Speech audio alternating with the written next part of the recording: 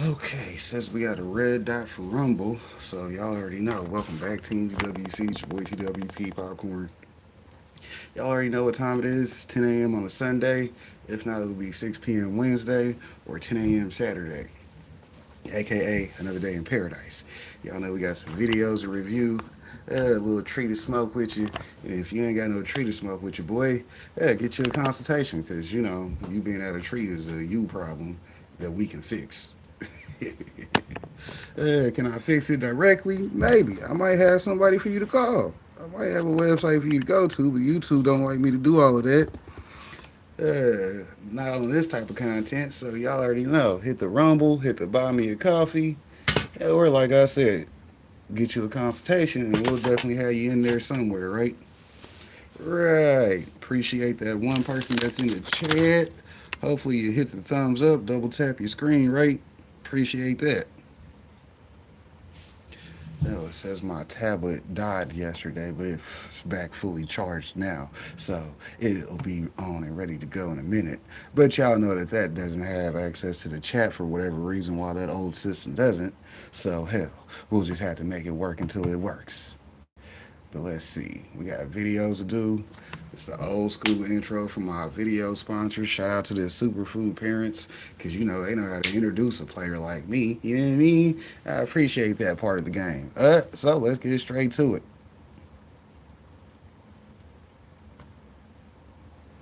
This playlist has got over 3,000 views. I've been working my butt off. Shout out to that part of the game, right? They say you get what you put in, and I put in all work. Might be the reason why we still working.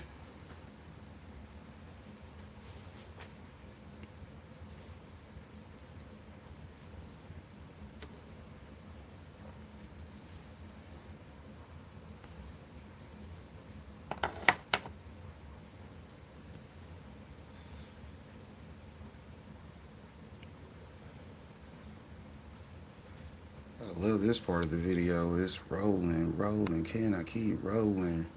Everybody get your motherfucking roll on. Y'all know how I like to do. Start off with some roaches. Yeah, we recycle. Team Green. All along the way. Today you got both.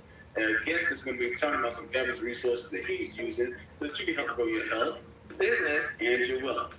Today's special guest has a greener thumb than old McDonald himself. The plants that this gentleman grows will make anybody say E-I-E-I-O. Now, when it comes to understanding agriculture, George Washington Carver has reincarnated himself in the form of a man from Missouri.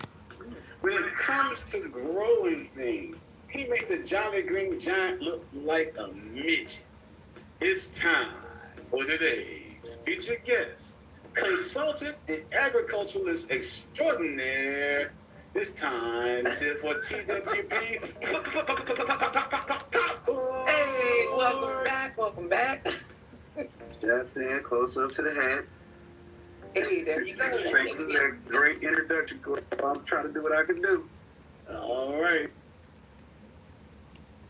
Appreciate that intro. Hell, he said the plants that this guy grows will make anybody say E-I-E-I-O. Hey, Corey be coming with it too. Shout out to Corey. All right, quick reality check. Cannabis is winning, like winning. We got THC drinks in stadiums. Did you know that? Well, THC-infused drinks at events. And at the exact same time, we have other states literally trying to repeal legalization. Why are we here in this point with the governor asking, let's just get rid of this? So if you're a home grower and you think, none of this affects me, I'm cool, you're wrong. That's the mistake, because everything happening now affects your growth and what you'll be allowed to do in it. Let me show you why. So first off, this is actually wild. The United Center, where they host the Bulls games, in Chicago, Illinois, is now selling THC-infused beverages at concerts. The United Center is making history, becoming the first major arena in the U.S. to sell THC-infused drinks at events. Not hidden, not underground, right next to the beer. And the media's reaction to it? Hilarious. Should there be limits to it? What if someone panics? But some experts urging caution.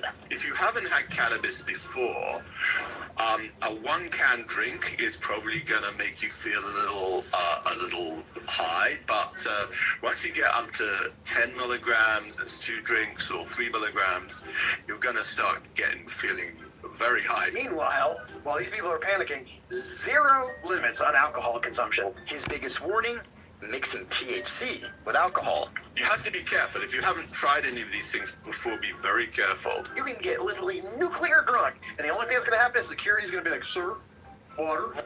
Good morning, D Dr. B. Good to see you. How you doing? Sir, I think you got the wrong workout program. And this tells you everything you need to know. Cannabis is going mainstream, but there's still a lot for them to learn. Another concern, what happens after the show? When the lights come on, then it's time to drive home.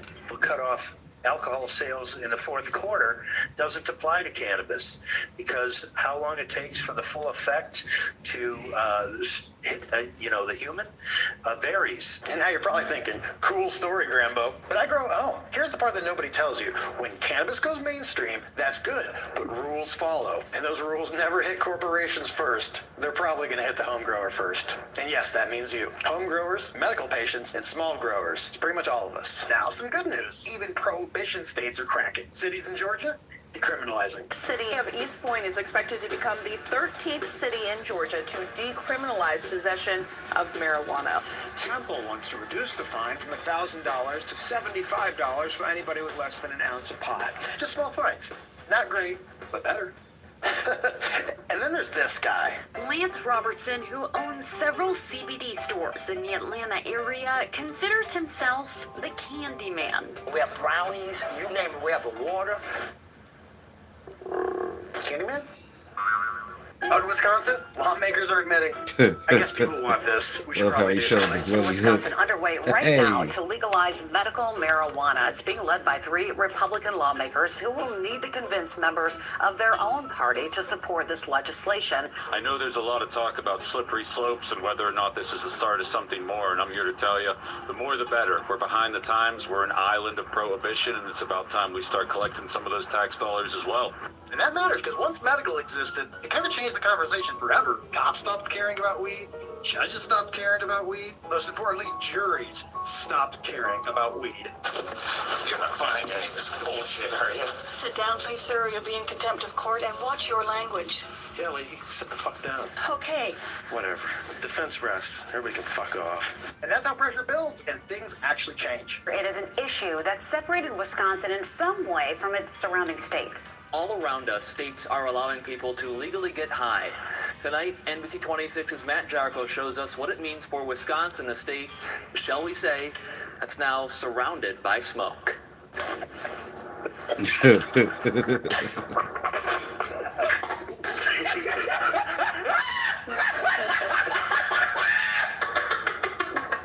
Surrounded by smoke. But now here's the dark side. States like Maine and Oklahoma are already legalized, yet they're suddenly hit with repeal efforts. Ugh.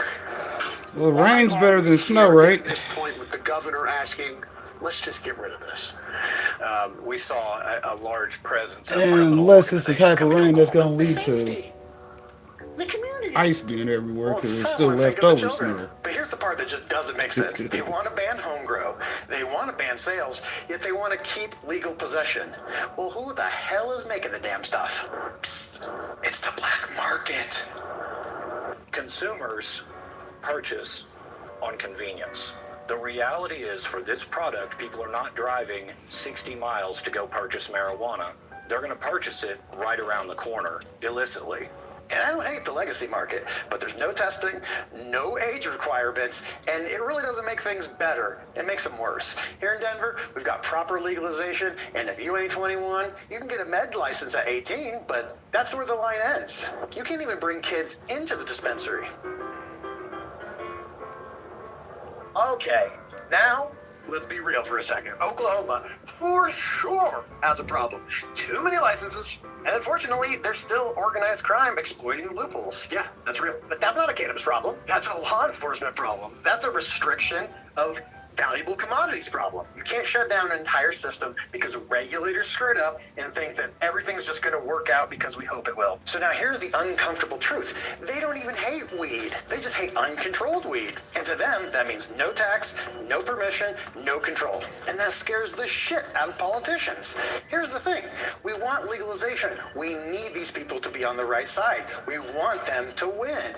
But win for us. And we don't want those rollbacks. Those rollbacks target homegrown limits, plant counts, and medical access. So here's the realist take for 2026. Cannabis isn't going backwards, but who controls it is very much. Now, see, beat after beat, this is what makes me mad about winter, right? Because I've worked outside since 2014, right? So every winter since 2014, I've been like, man, some of these have been bad, some of them ain't. Because, you know, I was outside in them the whole damn time. Shout out to that 9 to 5, a.k.a. done part. You know what I mean? I appreciate that job, but hell, working outside made me actually hate the winter because I was actually out in it all damn day. Then whenever you get off work, you still got to drive home in said weather. Yeah, man. Lord knows I'm good on snow and rain and all that shit, but hell, when you still got to go to work no matter what it look like, because, hey, you miss too many days, there's not going to be a check, right? Or that check's just not going to be right, right? You know, you used to getting 500-600 a week, then you miss 3-4 days, you like, well, hold on, that's like $120 a day, so I'm going to have to cut out that cutting it out. But yeah, this year here in Missouri, I mean, besides that major big snowstorm, it ain't been too bad. I mean, hell, I could have worked damn near every damn day it was bad. So, shit. They've been really mild up here lately, but hell, that's why I said it's been funny that I ain't been working out in the snow 24/7 because this is the last 3 years of yeah, it's been 3 years since I've been away from Dunbar. So yeah, these last 3 years have been kind of fucking aggravating to me because I'm like, oh, the years that it ain't snowing hard, I'm not actually working, which sucks because you know the years that I was working hard in the snow, I had to put in that work. Hell. Oh yeah, see, same thing because you know we dealt with a lot of wood too. No diddy. Yeah.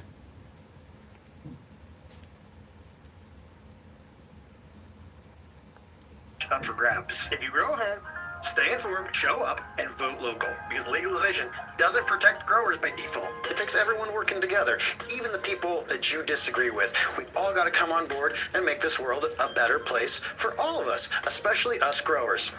So stay calm, keep going, keep growing, and we're going to make it through this. How do I know? Because we've done it before, kid. And we'll do it again. Before you get out of here, drop a comment below. Let me know what state you're in. Are they vibing or are they going backwards? Are they legal? Decriminalization? Or just stuck in prohibition land? Let me know below. And always remember, cannabis roots make buds, but grassroots make change. And if you like this sort of content and you're concerned about the upcoming seed ban, watch this video right now. It's got the information that you need to know. I'll see you over there. My name's Josh Grambo. This is Grambo Grows, and I'll see you next time.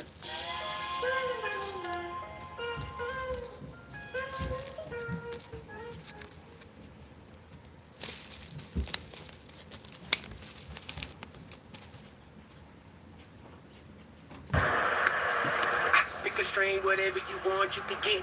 Indica sativa, never rolling plain Jane.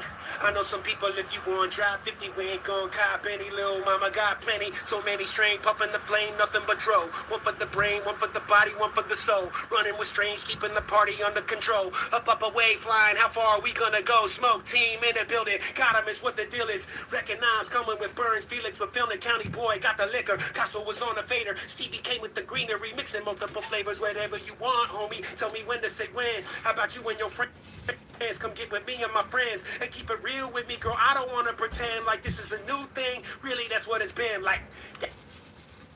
He said, like, damn. Just tell me that you moved to the city. What they were doing at the time was creating a tetraploid industrial hemp variety. And and I was super interested, right? They had like... What's the point, like, of that? All these plants right here are diploids, right? They have one set of chromosomes from each parent, 2 total, right? And so a tetraploid, a polyploid is just a plant that has a different number, right, than a diploid. Anything other than 2, right? And so a tetraploid has 4 sets, 2 from each parent now. And what that does is, and he's telling me this shit, and I'm like, okay, same as you. I'm like, what the fuck does that mean? And he's like, well, check these photos out, right? And they had like 35-foot plants that had like 9-inch stalks that they had to cut down with like a chainsaw, and the seeds were like as big as my pinky nail, right? And so I was like, oh shit, what causes that, right? And he's like, it's this thing called heterosis, which is like a hybrid vigor, you know. And I was like, fuck, that's sick, right? What if we took some like 7% hashers, hit them with whatever shit that we got to do this tetraploid thing, right? And maybe we could get like a 200 or a 300 micron head or something like that, right? The Hulk. 100%, yeah, right? Bro. And so, and that's what like I thought that I was trying to do with this thing. What's kind of weird, what ended up happening is instead of us getting just, and that's what I'm thinking, hybrid vigor just makes things bigger, right? And Nat from Humboldt, he's making tetraploids, and everybody's got a misconception that these greedy breeders are just trying to make triploids that don't accept pollen. They still accept pollen, right? And I think that's kind of a misconception. I don't care, right? If somebody buys some tetraploids from me and they breed some cool shit with them, that's cool, right? That's not the reason we're doing it. We thought that we could get like this giant, like steroidal type growth, or you know, that's like what we were trying to make some crazy mutant shit, right?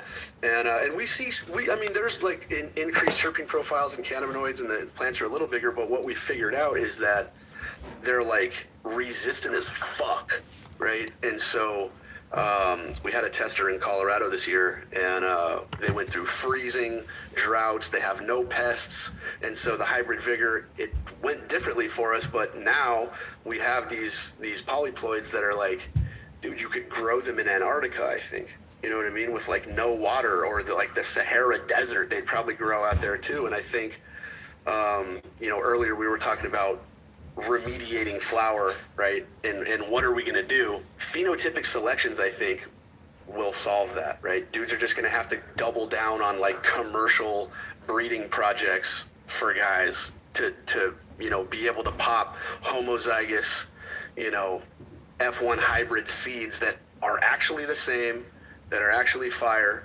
but if they add the element of this you know, split chromosomes, right, and you've got, you know, a tetraploid that exhibits this hybrid vigor, they might not get mold at all. That's, you know what I mean? And so that's, I think that we can just use breeding to kind of get around that, but everybody usually just tries to, it's like fake tits, right? You're just gonna just do the fucked up way, right? And that's probably what everybody's gonna do, but what up, Indoor 420? Good to see you. How you doing? Well, we know that most people are kind of out there these days, but hell, some things can be You don't know what the effect of having a daughter is until she bring a nigga in the house. My daughter's been bringing all little boys in the house that look like me. I want to kill every last one of them. I be looking at them going like this. Gang, gang, gang, gang, gang, gang, gang, gang, nigga. One night I needed some weed. I couldn't find none. I called everybody. I said, I'm going to try something. He was sitting in there. I said, hey, man, you smoke weed? He said, no, I don't smoke no weed. I said, I knew he was lying. I said, okay. And before I can get out the door, he said, I know who got it. I said, is it good? He said, it's loud. I said, go get it. Man, I'm sitting there watching this little mother. He walked out the back door and walked right back in the house. I said, I'm going to slap the shit out of him as soon as I seen him. I said, hello? Who the you think I am? He was like, what, OG? I got that. I said, man, you had it on you. I said, get your ass in here. Because I still wanted it. I wasn't going to kick his ass out that house. As long as I've been looking for this shit, I said, get your ass in here. You know, this is a networking event, so I do expect you to at least add beat after beat. Hit them 3 dots and go get you some new content creators. You know, we don't just sit around and talk about weed. We actually do some networking, come back, and then talk about all that shit, right? Yeah. I don't support no drugs, Bridget, and I say no to drugs, man. See? But the herb is a plant. But as I said, the only way you know exactly what you consume is when, because herb is the most expensive food that I consume and things. So, you know, there's a there's a major concern now, which I think is justified, where people concerned about the herb, where they might use now and the potential impact on them. Some research that come out in Canada, where they say enough of them will use the herb and that create anxiety and them and things. And I'm going to check it out. Realize that Canada now, what the man them do, should they modify the herb them and create these drugs. The THC content is so high, disproportionately to the other cannabinoids in the plants. Like the CDB and them things they're seeing, and the CDB is the one that reduces anxiety. And I tell you, say, with that, it creates a lot of real serious challenges for the youth them. And as I say, it's very important for a man know, because it's your brain. You can't go take up herb and use it now. You really know what you're doing, because your brain that. And the only time a man really know where their brain is when them plant. So in Jamaica now the man will say, okay, every man can plant 5 trees. And I said to my brethren them say, alright, they plant 5 trees. I come from jungle. I mean they are jungle like Tivoli. Like Tivoli. Jungle like grow, all the guys that grow. See that's so my best brethren them along at Tivoli. Them there. Everywhere we go, we got people have a place where we're bridging them and think. We burn politics hard. Everybody knows we burn politics hard. We burn the parliament hard. Seeing, one thing, with people honest, Tivoli is the most organized community I find. And as a person who works with community groups, it's the easiest community to do community work with. The man can organize that every block, plant herb on top of the roof. And what we do, we put aside like 40% of the money we make from that herb to support the maintenance of the block. So they never wonder how people fight people, because they're so organized there. And I see them think they can organize on this ganja thing in urban ganja farming. See, know them a plant. I mean, them already have a farm, Them do a farm over Rasta City already, And also there's a big project now being done by NHT over Rasta City. But I'm saying the top of the buildings can be used to get that work done. Seeing them generate money, but them also know exactly what them plan. We don't have to worry about this kind of stupidness. And as I say this thing about the herb, them import. Careful of these things that I'm importing, because again, Canada is a place that the reports are coming out from saying that the thing causing anxiety, and the man says are drugs them selling. And you're like, you want to run them down and say it's not a drugs. Them places are drugs. And I don't support no drugs, brethren, and I say no to drugs, man. Seeing? But the herb is a plant. But as I said, the only way you know exactly what you consume is when you are planted. Oh, say that, I guess. I tell you that. So the only man who really knows. Well, y'all know how we feel about that. I mean, the less medications that you have to take, the better off we know you should be, right? Right. Now, there are certain medications you can't skip, ask beat after beat about that. You know what I mean? Some of those meds you actually need to take. Yeah, but some of them can be actually counteracted through better what? Eating and herbal practices. Until Sam writes me a check. Shouts out to Sam, because you know they're gonna owe me some money coming up. Hell, they're gonna want me to quit talking about weed. That way they can actually have some better people talking about not smoking weed, right? Yeah, we got reasons not to smoke weed, but we got a lot of reasons to smoke weed, right? No, where am I eat? Is a man who have plant where am I eat? The only man who know where am I smoke is a man who plant where am I smoke. But if I know pushing a bad thing I show you that. See? No, I depend that. Plant herb, plant food. As I was saying, fire is herb and food married, you know? Yeah. And any government won't see that. As I'm joking in the pan.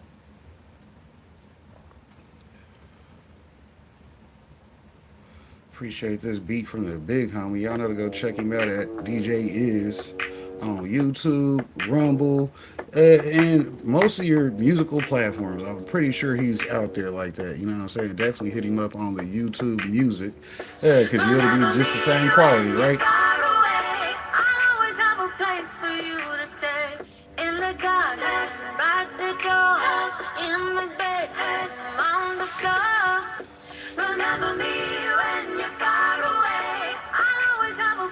I'm telling y'all back here smoking with y'all.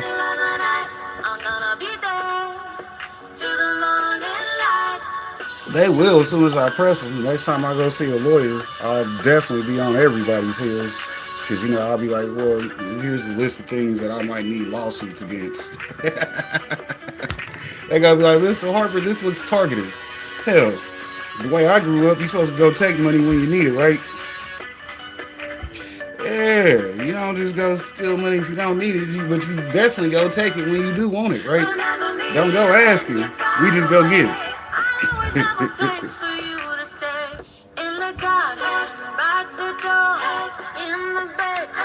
I don't know who he got the vocals from on this one, but I'm glad he did.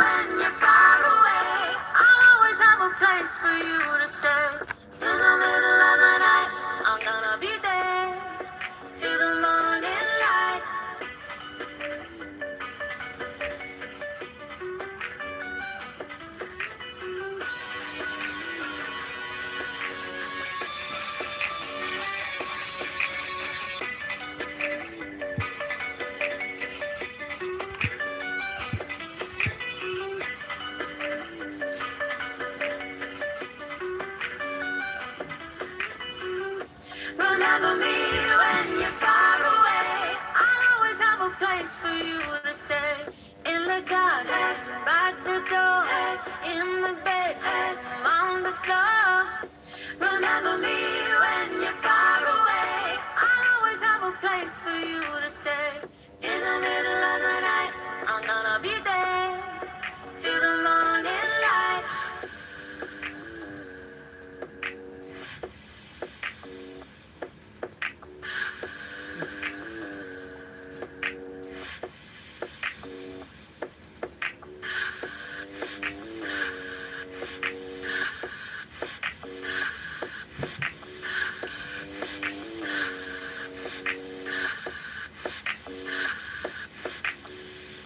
Remember me when you're far away. I'll always have a place for you to stay. In the garden, by the door, in the bedroom, on the floor. Remember me. It's more of my vibe on Sundays. For those who haven't noticed, I actually have more music involved with the show than normal because YouTube will block and ban your videos, but I know who I can go get it from, right? Yeah, that's why we go with the acapella from the artist. You see what I'm saying? Then we go from the producers and beat makers themselves. Like, here, let me just rock his beat because it's a beat and it's on there for the non-copyright playlist. You did? Yeah, you can just go ahead and rock it in the background. You know what I mean? As long as you let them know where to go. Yeah, we ain't got no problem with it. Here's our main theme of the video for the day. 30 minutes into it, right? Here with something that is kind of going out on Twitter, and if you haven't followed me on Twitter, you can. That is my handle. It's right down there. It's Friday the 13th. They have stuff going around, and I saw it, and I'm like, man, I've seen a lot of it lately. So they think this is popular right now on Twitter, and it is the debate heating up over daily cannabis safety and potency risk. Like, there's just been so many stories lately about how dangerous cannabis is and that it's not safe and it makes you insane and all these other things.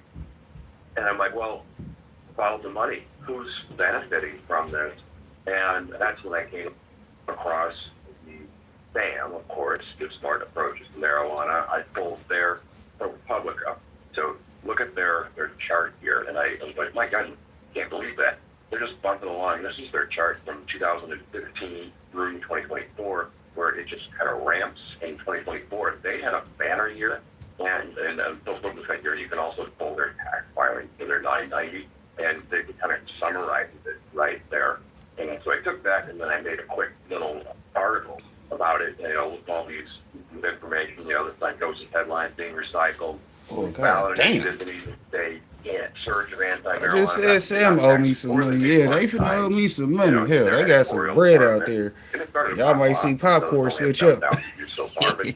I'm fucking with you on that, but still. Hell, they got $15 million. Hell, you already know. I need my cut. If you're one of them, I really do appreciate it. Feel free to subscribe because we're going to be going over a lot of this stuff as it goes on. How much did Sam make? Who is Sam paying? and how much are their employees making, what types of financial contributions did they receive. Now, why is it only in 2024? It's February 26th, so your 25 taxes aren't due for 2 more months. So let's kind of go down through all this stuff that you can find out. You just go to ProPublica and put in whatever nonprofit you want to look into. And this is maybe what we need to help with cannabis legalization. Well, let's drill into it and see just exactly who was paid what. Let's look for some interesting names, maybe like Torrid. There it is, Torrid in Law. I wonder who does Torrid in Law, but look at that. Legal services regarding marijuana research. I got a law firm, Howard East, baby. We'll take $308,000, $304,000, and I'll do a whole bunch of videos, and then I'll even do an op-ed in the New York Times, or pay to try to get that op-ed done. I'll get a whole bunch of stuff published in many publications, and that's probably where I think a lot of this is coming from. No, I don't think Torrid Law is doing that. I think that William Barr just took that. Pretty sure that we should look it up if that is William Barr. But I think that $304,000 or the $8 million, the $19 or the $15.9 million that they got, they can buy a lot of press. They sure as heck can buy a lot of press for that. Torrid in Law. Oh, damn. Barr works. Let's just do a quick little search in Torrid in Law, William Barr. And oh my God, there he is. William Barr over at Torrid in Law. $304,000. I don't even think he filed it. But $15.9 million, that can buy a lot of services. Back to this. Let's see how many securities they sold last year. Sure. Okay, here's how much gross amounts of sales of assets other than inventory. In security, it has listed at $29.5 million. Less costs of other things, $23 million. Gain or loss of $6.5 million. Well, they had a good year in 24. They closed the trade. When they started at 23, it ended at almost 30. So did they short the MSOS? I don't know. It's so opaque, right? And just keep that from security. Here's the total assets at the end of the year, $23.2 million. And that was end of the year for 24. Savings and non-savings of every cash investment, that's at $7.7 million. That can go buy a lot of press. Net assets without donor restriction. They grew by $10 million last year. Total revenue of 15.8. Revenue less expense, 14.7. They only had expenses of $1.1 million. See, this is the good, bad thing about being a business owner, right? It's all public records. You see what I'm saying? So whenever that's what you do. You investigate the business. Well, let's see what their numbers looking like. You know what I mean? Because it's public record. That's why I don't like about that side of the game. Hold on, everybody get to know my information. Unfortunately, that's why I said, hell, he didn't dox this guy. He's over here just talking about business numbers. Where's the money coming from? Shouts out to Sam, because I knew they've been doing it big, but damn, 15 million? Shit. Did you see 2024 for them? That number on that chart earlier, it went from like, all right, they're getting some money, couple 100,000s, and then you see it's up here like black cow out of nowhere, and then they ain't show 2025's numbers, so as you know, they 420. That's high for those who don't know. They have a huge fortune going to 25. Mine are videos. And then here's Luke Neportados. No, it's Luke E. Moratos. So he is the executive vice president. He made $231,000, actually a little bit more than that, because you have to also get his total. He has the other income that's there, compensation from the organization, related organization. So that is another $26,000. So that's how much he made. Kevin Scott only made $6.7 thousand. So here's the revenue. They disclosed $8.6 million. Now that's not their investment income, from where it's covered. And here's how they spend that money. There's a coalition for safe community that is Massachusetts support for state initiative against legalization, and then Keep For It Clean in support against the legalization of marijuana, the ballot initiative in Florida, and then Protect Our Kids Ranch in Colorado support their mission. And how much did they give them? They gave them hundreds of thousands of dollars for the ballot initiatives and only $10,000 for the ranch. You know, remember how it said that Kevin Sabat didn't take any salary? Well, this is the disclosure that they have transactions with interested persons. We scroll down, and then look, there he is, the president. And there was a transaction of $121,000. So he is the owner of Newell Partners and Policy Solutions Group, which provided consulting service to the organization for approximately $121,000, and certain contact for all charitable, yada yada, media contact, and other key policymakers to accomplish the goal. So he didn't take a salary. No, they paid his consulting company $121,000. But this is what we need in cannabis legalization. We need a well-funded nonprofit 501c4 so they can hide who's giving you the money, and then we can spend $300 on my law firm. Remember, it is a corporation, but it's a nonprofit corporation. Did quite a bit of revenue last year, $15.9 million, and they are a 501c4, so you can't really tell how they made that money. They don't have to disclose their donors. They did pay William Barr quite a bit. They did some chicanery where it's like, I'm not making anything. My consulting company is a gross receipt of $38.9 million. And we're sitting here fighting over if marijuana gives you psychosis. The evidence on that is not the subject of this video. We'll do another one on it with some doctors. I'm just a lawyer who's a little cynical. And then after seeing that, I'm a little bit more cynical. If you want to follow me on Twitter and get more gems, He said, I'm getting even more cynical now. That's why I said, you should hell. follow the money. And then you see a chart like this where it's just bang, here's a big jump in the year, 15.9 billion. And you can follow along as well. So you can follow me over at X. I am at Tom Law on X, and then you can go to Facebook to find out more about all these wonderful 501c4s that are influencing what you think on social media. See when it's 420 somewhere.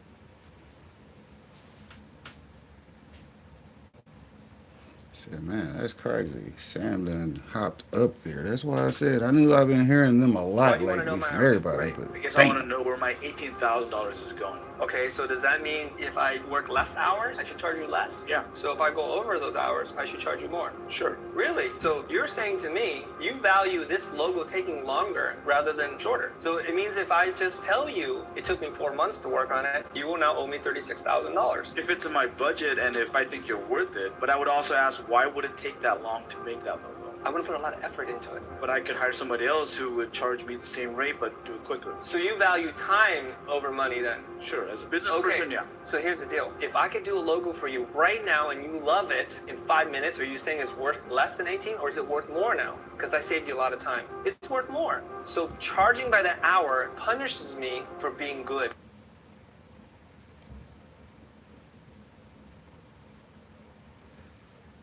Yep, that's exactly why we learned the game with airplane, so we can win too. Let me tell you something, man.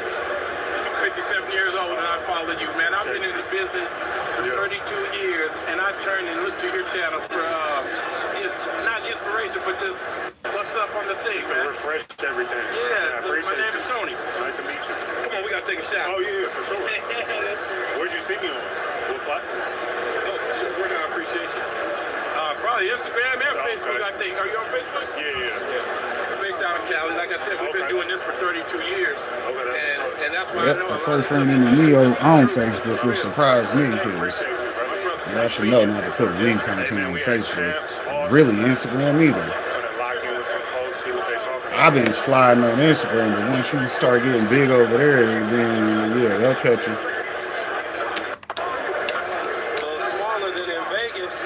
They will cut you. Appreciate you. What's your name? My name is Fred, man. Nice to meet you. Try to handle that? No, is it rats? Okay.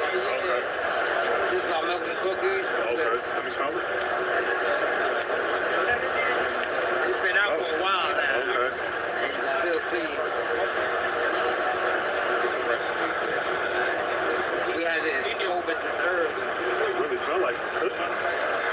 Yeah. How long y'all been doing this for? Oh, 4 years. 4 years? How's it going? 4 years. Now it's going great. Oh, great. That's what's up. What's been like kind of the marketing strategy? We're just doing like a lot of pop-ups and just trying to get out there and like especially like Florida, like I'm from Florida. See, once again, what do you say? Pop-ups. There's gonna be events, and you better know where they are so you can be there, right? It's called creating opportunities. We got that video everywhere. Yes, sir. Yes, sir. That can be what's that? The Notebook 2024 playlist. Yeah. My new clients. Okay.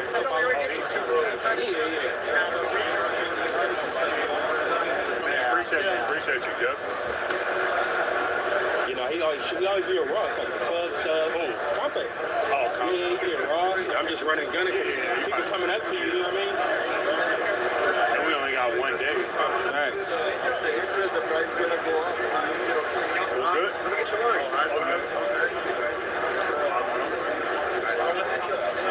Them all his workers. Oh, damn. That's one of the breweries. Like, I had 26 brands. That's one of the brands. They all work underneath. Under chunk. Big chunk. That's why I say big chunky. Yeah, big chunky. It's fitting. Yeah, bro. What you got going on? Sell everything, bro. We're from St. Pete, Florida, so we're manufactured out there. We make everything with a little bit of love out there. There's some pressure? Oh, yeah. Go ahead, you smell it. Where's it? It's all grown in Florida?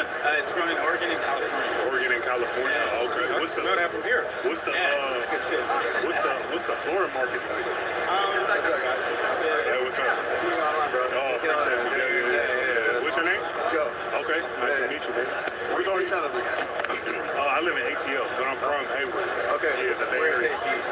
St. Pete. Oh, so you know Nino Breeze? Yeah. You know St. Pete? Yeah, that's my boy. Yeah. Yeah, it's funny. It's funny. I have a bunch of people that know. My boy, only 1-2 is a rapper out there too. Okay. Is this all like? It's all THC. Yeah, these ones are dubs. I have some exotics. These ones are good. When did y'all start? It's been since 2019, and then COVID hit, bro. We went crazy. Went to a show in Orlando. Like, got like 400 where? In Orlando. It's like a Champs Orlando show. Went out there, did like 400K orders. We had just opened. What? Yeah, went crazy. But then so we ordering packaging and everything, bro. And then COVID hit. You know, so everything got shut down. You did 400K at one show? At one show, but then You're going in one show. We're going to one show, but that was when Delta 8 was big. Yeah. It had just switched. Now it was like everything was like you could get smoked legally. Because before, you know, it was still like prohibition. Yeah. People couldn't get it, and then people started smoking Delta 8, and they were like, oh shit, this actually works. You can get high from this, you know? So people were going to the gas stations. Everybody was like, I need 10,000. I need 10,000. I swear, the week after the show, everything shut down.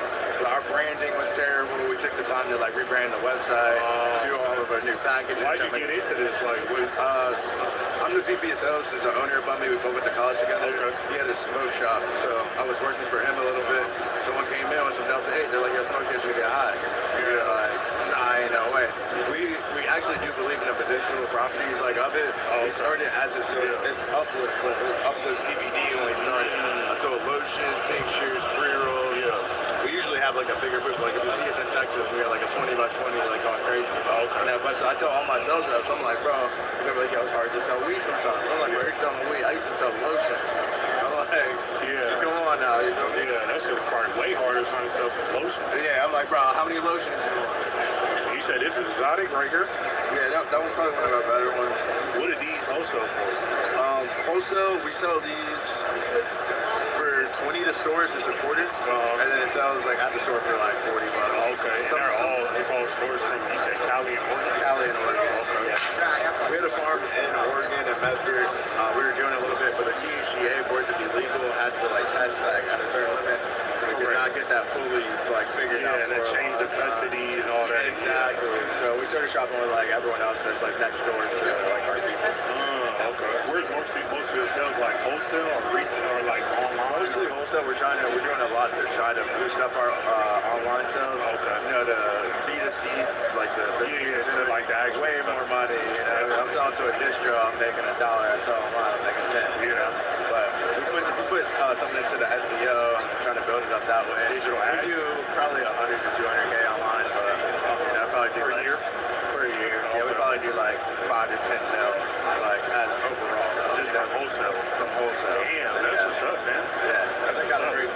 Yes, nah, I was just checking in and seeing what you had going on. I appreciate you. What was your name again? Joe. Joe? Yeah. All right. Neo. Yes, sir. Nice meeting you.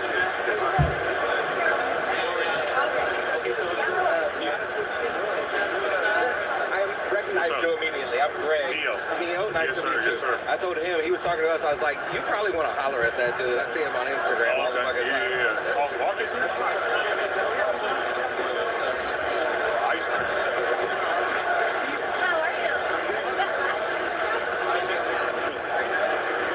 Neo, you needed a cowboy hat for this joint, huh?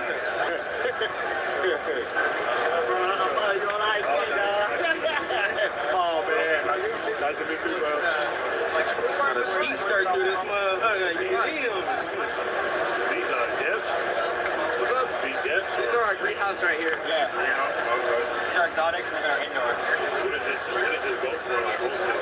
For wholesale, it's $750 for the greenhouse, $1,000 for the indoor, and then $1,300 for our exotics. You said $750 for this? Yeah. 600. Where's these out of? Exotics up here.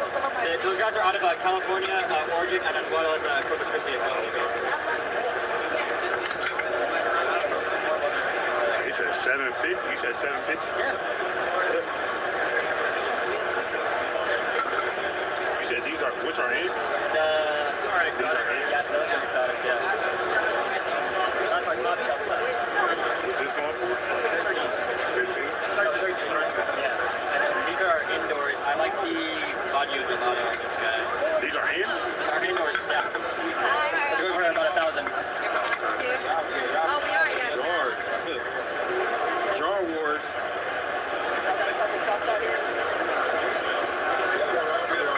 Like that? I don't know if these hens though. You like the in-house? No, I don't know if these are hens. In-house? No, they don't. Are these indoor? Yeah, they're indoor. Oh yeah, no, I'm saying I don't know. They don't look like hens. I don't know.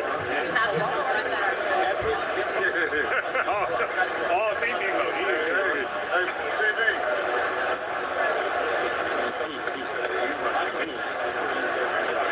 These probably mixed light. Just checking it out. Where's that in? That nigga trying to finesse.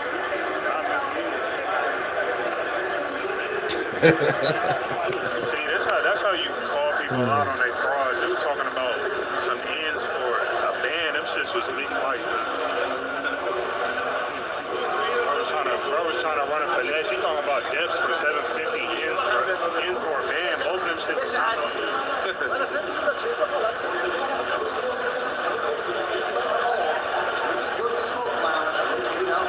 That nigga said 700 for some depths.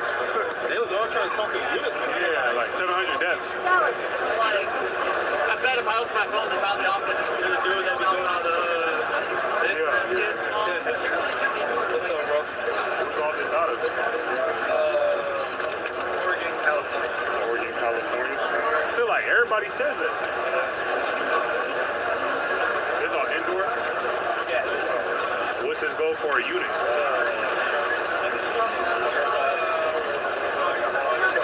You said what?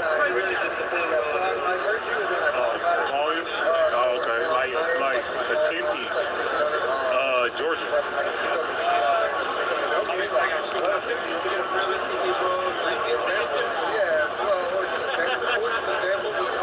said how much? Oh, okay, that's not bad. No, I'm just curious. These all candies?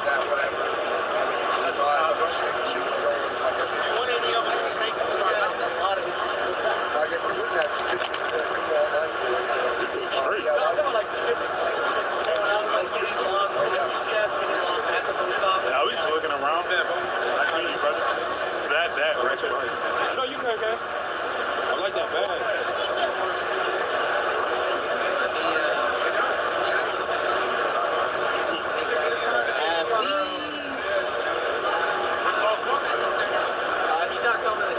What do you guys all sell? What don't we sell? Everything. We got everything from literally like some leaf, pre-rolls, hash holes, mushroom gummies, mushroom chocolates. Oh, okay. Literally, it's almost to that point. Like, we have a little bit of everything. How many stores have we got? Maybe 5,000 to 10,000. Oh, bro. Largest THCA company in America for sure. Sour Stash and ice cream. Sour Stash ice cream combined. Yeah. That's what's up. We got some new stuff coming out, new products, some disposables. Oh, you guys got disposables? Yeah, it's hard because they're not Texas compliant, but they're fire. And I mean, we're just showcasing, showing people. There will be one that'll come. What do they look like? They'll come empty here in Texas with a syringe. Damn, of course, I got Oh, one. you can't even show them? No, I got it. I'll show you what it looks like. So it looks like these. Oh, okay. So it's a slick little design. It has 2 different flavors. So you can switch the flavor or have it on both. And for Texas, it'll come empty and you'll have a syringe. So like if you love a certain flavor, you could just fill both. And then basically, this is going to be the hottest product for us in any state where it's legal or compliant. Because pre-rolls are nice, but you can't just smoke a pre-roll sitting at your desk at your office. Yeah, you got to go take a break, which some people love. I love that personally. But yeah, these disposables are going to change the game for ice cream. The catalogs. What do they go for? The disposables? Wholesale should be somewhere around 25 because it's a 4 gram. We market it as a 3.5 for like the culture. It's an 8. Yeah. But it's a 4 gram device. So you have a 2 gram side and a 2 gram side. Oh, okay. That's pretty good price. Pretty slick. 4 grams, Yeah, and consumers really at this point, if you're going to do a 4 gram device, 8 gram device, 6 gram, if it's more than 2, it's got to be affordable. Where do you guys source all your flour from? The bulk flour? Yeah, like where that That's a goes good question. I think all of it is grown in either Oregon or Washington. Pretty sure. They have to grow it obviously in hemp compliant states and then package it. Yeah. We have a facility in North Carolina and California for the different laws. For the pre-rolls, is it like using smalls or like? No, they use the real thing, bro. The ice cream has been a cannabis company legal in Cali now for almost 10 years. No, I'm saying like, what do you guys, is it like trim, small, like indoor, outdoor? It's all indoor grown, and they don't skimp on any part of it. That's why it's the largest brand in America right now. Yeah, no, I seen isn't it a store somewhere? I thought Sauce Walker has a store. He might have a store in Houston that he's doing all the collabs with, but it's not our store. Oh, okay. We just make the retail products. Okay, I got you. Yeah. What was your name? Neil. Ryan. Very nice to meet you, bro. Yeah. Happy New Year. Yes, sir. Y'all have a good one. Yeah. You know, what the hell they talking about? Golly. Yeah, hella booth. However, that is outdoor. You know what? 600 for the barrel. 600 for a piece? Yeah. You don't feel good. The barrel. 500 like that. Barrel boys. They still sell snow caps? Oh yeah, my guy that makes them is like. This is exotics right here, Rainbow Gelato. It's a nice little candy. Rainbow. Where's this out of? This is out of California. It's all small batches. So yeah, these ones are the medium size, small batch, but they do like stuff. Just keep dropping Cali. What's a unit cost? Nah, this is all out the Midwest. I grew this. Volume, Shout yeah. out to the Center ABC Company, right? This ain't nothing like that. You know what he's talking about. I put it out there every day. Cali? These are like indoor plus. Those are get indoor There's a package. mixed light? Those ones. Indoor? This is indoor plus. Indoor what? Plus. Indoor plus? It's like a little step up between like indoor. It's like a blend between triple A's and regular. Oh, okay. Yeah. Indoor plus. Yeah. I never heard of no indoor plus. I always call them cheaters because, you know, Fakers. Oh, fakers. Yeah. That's pretty much what it is. So they probably mixed light. Cheaters. They're indoor? Yeah. What was that name? Members of it. Oh, this is our brand? Oh, okay. Yeah. What do you guys sell? We make content. Oh, content. Yes, sir. That's what's up. How's it going? The other half is a nose string, and in the middle is a worm. They got a nice hash batter core. took him off. He said we make content. Content. Oh, shit, yeah. Depending on the states, if you're just in California alone, it's like only a certain amount of dispensaries. If you're in multiple different states and dispensaries, yeah, then, but if you're in like smoke shops, it's like there's more like THCA smoke shops you can walk into in the country than dispensaries. Correct. Because it's regulated. Anybody could just pop up a smoke shop. That's how I look at it, but we always get quality stuff. Correct. Innovation, like quad pod, we have liquid diamond disposables for them. Because y'all are actually a cannabis brand. Like most of these people was like, they just kind of got into this, and then like, you know, when I talk to them, I'm like, where is it growing? You know, you ask certain questions, and it's just like, you can tell like they're hustlers and businessmen. Yeah, they don't know what the fuck they're talking about. They're trying to move the shit. Yeah, exactly. That's what we're like when we come in this industry. We came in, it had a big impact because people want to smoke weed cheap. And with quality stuff, they're like pretty happy with it.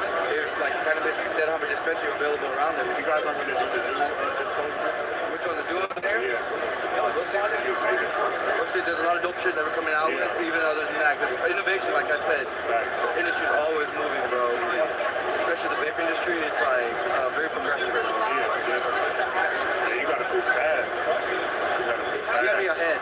Yeah, if you already know what the people want, you already know what the trends are. But if you do your own thing, it reflects too. You know what I mean? In your own circle of it. Now where you're focused on yourself, what you're doing, you see what the customer wants, and you create the product. You're talking to people distributing it.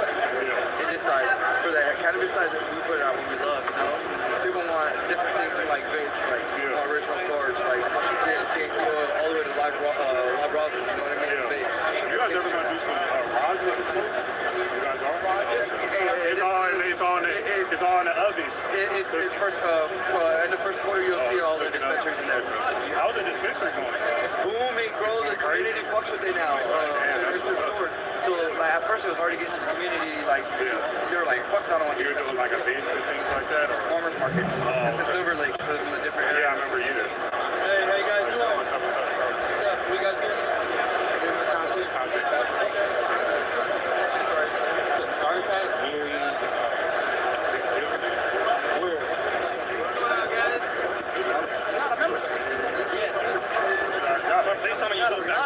Please tell me you're hooping. Oh yeah, football. Oh, football? Basketball. Both. Yeah, I can see the middle, bro. Yeah. Oh, they squeeze these boosts in here like a sardine. Sardine boost.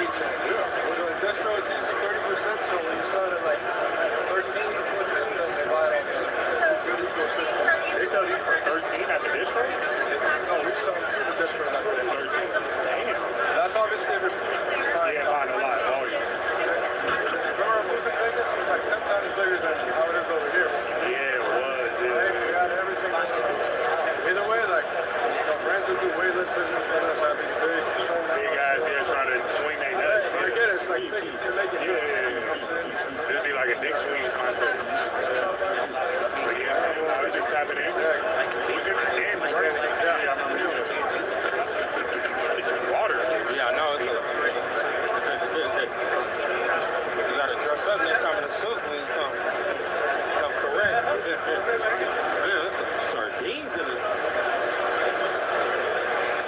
Man, A-rapper. They be having yankers that try to sell anything.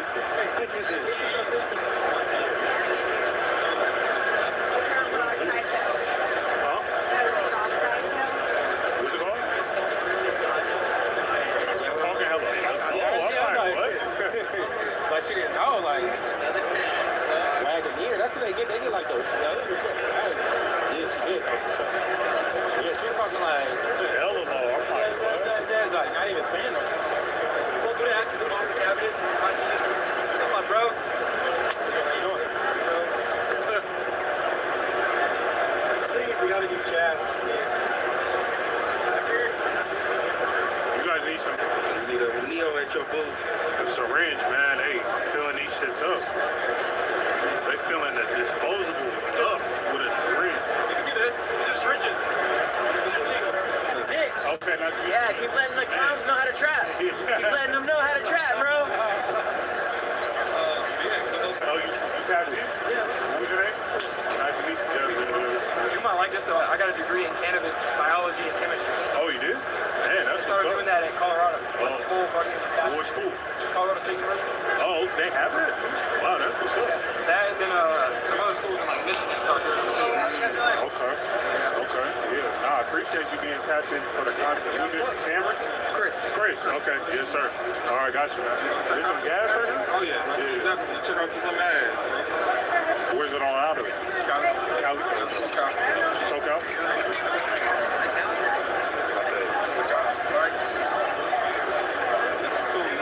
Strong as lemon. Yeah, that's the throwback too. That's the original. Yeah, that's the original. You can tell. So yeah, trying up for that too. There's also gas OG too. You can check out. These ends? Y'all all ends. You guys want to check out? No, I'm just looking. Yes, sir.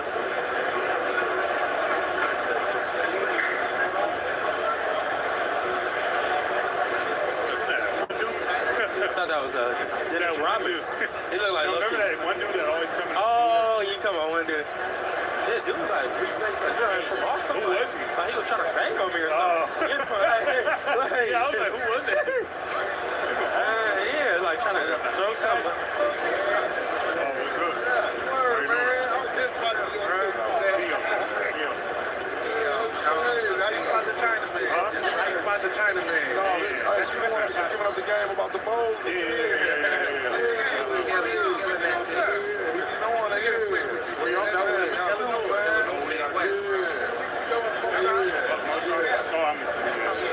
Where in Cali you from?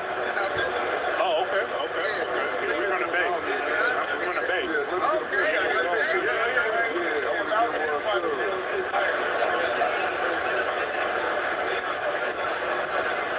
We have one of the best quality pre-rolls in the whole entirety of the market. Yeah, rosin. So 1 gram of rosin. Yeah, bro, I would love to give you 2 samples. You want anything else? So yeah, this one I'm gonna hit you with a couple of. Whatever hybrid. Oh yeah, this is an indica dominant hybrid. How's it going? Great.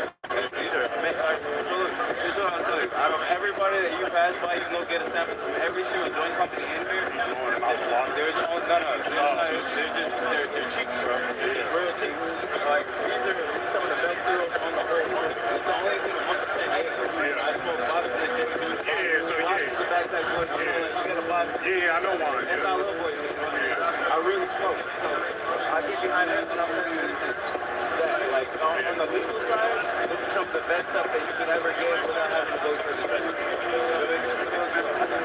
Where y'all really? Chicago, Wisconsin. Oh yeah, he's been smoking off the bike. He's been smoking off the bike. You feel me? Oh, you do MMA? Literally. You're a wrestler? Kickboxing. Oh, like the Khabib. I mean, I don't know what happened. I grew up in Chicago. I was born and raised in Chicago. Oh, really? Let me help you. He said, I'm straight up Chicago, baby. Shout out to Chirac. They out there Chirac-ing it up. I ain't got time for no foolishness, though. Calvin's Barbershop.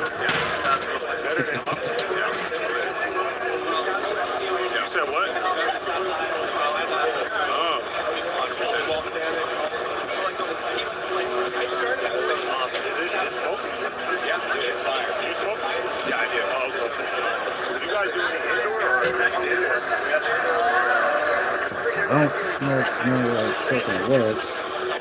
I'm gonna fall asleep. That's the bad news, right? Yeah, be mad at the fuck off. Kindness ain't popping. Shout out to the Rumble videos. I be glitched the fuck out over there. Just wrapped it up at Champs Trade Show Austin, man. It was a little bit of a smaller show, but you know, sometimes those smaller shows, it gives you a better opportunity to network because it's just less people, it's less noise going on. We just only come in one day, in and out records, man. Catch us on the next one, peace. That's exactly how it be. Hell, you'll walk around, check out the event, get all them business cards that you want to fuck with. Hell, I can pull out business cards right now. Hell, I was sitting right over there.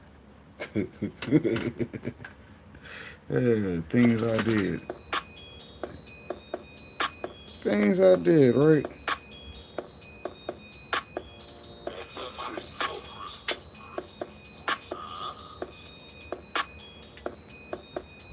Why they so mad? Cause they see me on the come up, I'm just getting started, I didn't even get in my bag. Man, I won't think with you niggas, but y'all steady hating, don't talk about popping no tags. I spend the block cause I'm patient, come back in the year, and that check that you wrote to get cash. You wanna smoke with the demon, well now you done seen it, I hope that you why they so mad. Cause they see me on the come up, I'm just getting started, I didn't even get in my bag. Man, I won't think with you niggas, but y'all steady hating, don't talk about popping no tags. I spend the block cause I'm patient, come back in the year, and that check that you wrote to get cash. You wanna smoke with the demon, well now you done seen it, I hope that you ready to clash. Yeah, graduated from the street to the top of my class. You on the road and let's get it. I told you I live it, all you had to do is just ask. I know before I was chilling, just trying to get millions. Now all of that shit in the past. I take it up to the ceiling, however you willing, just so that you ready for class. Run down, I do this shit with no mask. If they won't call it a race, we gon' lap them. Cry like a baby when you get back at them. They here for the now, but they never gon' last. Why? Slow through my life like a turtle, but you get too close and I'm ready to snap. Rules to the game and they all universal. If you break a rule then you never come back.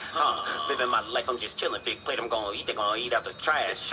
Once they find out you a clown, gotta leave out of town and you never come back. I sit around many counters, I'm loving the sound that it make when they get to a stack. And I show nothing but love, but if you a hater then fuck ya, I know I so mad. Cause they see me on the come up, I'm just getting started. I didn't even Frosty already said he ain't gonna be live tonight. For those who wasn't paying attention, shout out to the Green Table Podcast. He gonna be on the road and won't get in until sometime later this evening. So he said, you know, missed the time that he would have been live. So he'll catch y'all with another video, right? Right. Alright, beat after beat, good to see you. Swing by your way, get caught in my headlights like this. Watch what you say, don't be compre. Internet niggas is so damn weird. I'm from the Bay, he from upstate. Told you before that this all flow, no sick, no suit. Big business, no suit. Sedan truck, no coupe. Long leg room, big shoes. Mirror crop my move. All my ops is food. All my ops was fools. Hard cold like ice cubes. Always woke, no snooze. All this smoke, no booze. All good days, no blues. Except for what I got in pocket, cause you know I'm gon' get it. Leave me alone with your home. Fuses get get blown, cause I'm gonna grow with it. I stay with them plans, you stay with them zans, so you might be gone in 4 minutes. Don't blame me for all of your goals unachieved, you just a whole nigga. Why they so mad? Cause they see me on the come up, I'm just getting started, I didn't even get in my bag. Man, I won't think with you niggas, but y'all steady hating, don't talk about popping no tag. I'll spin the block cause I'm patient, come back in the year, and that check that you wrote to get cash. You wanna smoke with the demon, well now you done seen it, I hope that you ready so mad. Cause they see me on the come up, I'm just getting started, I didn't even get in my bag. Man, I won't think with you niggas, but y'all steady hating, don't talk about popping no tag. I'll spin the block cause I'm patient, come back in the year, and that check that you wrote to get cash. You wanna smoke with the demon, well now you done seen it, I hope that you ready to clash.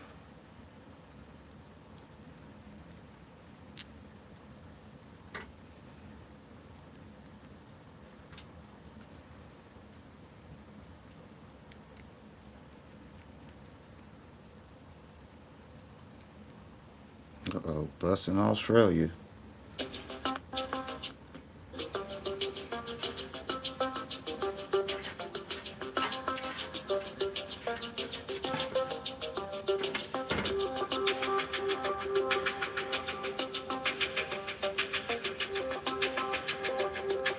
Oh, they took off. Shout out to trying to get up out of there. Yeah, exactly why I got that no run policy. Don't do the crime if you ain't gonna do the job.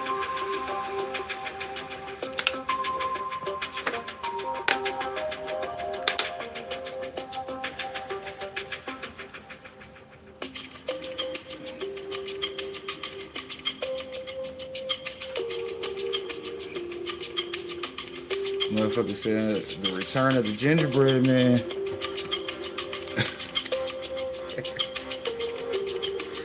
Yeah.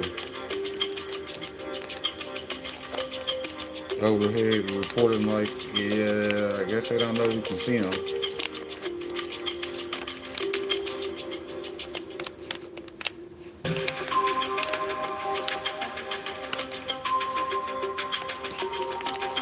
They try to be real slick. We ran across the water, try to lose our scent. Nah. It didn't work at all.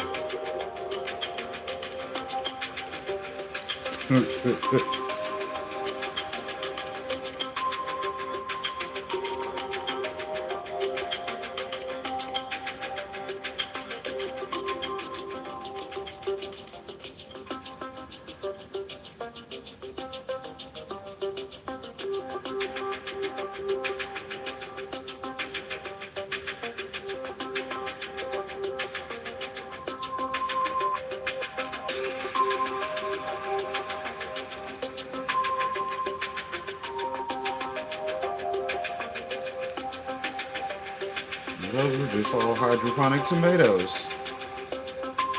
Let me find out who chowed out there fucking running some shit.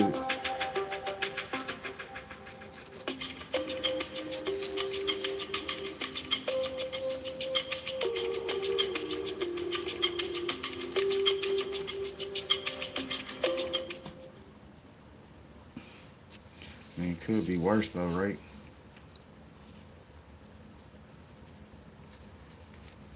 Sorry, can I ask you a quick question, please? Sure. Who is prettier, man or woman? Eh? Why? Do you know what? I'll show you. Hey, you try.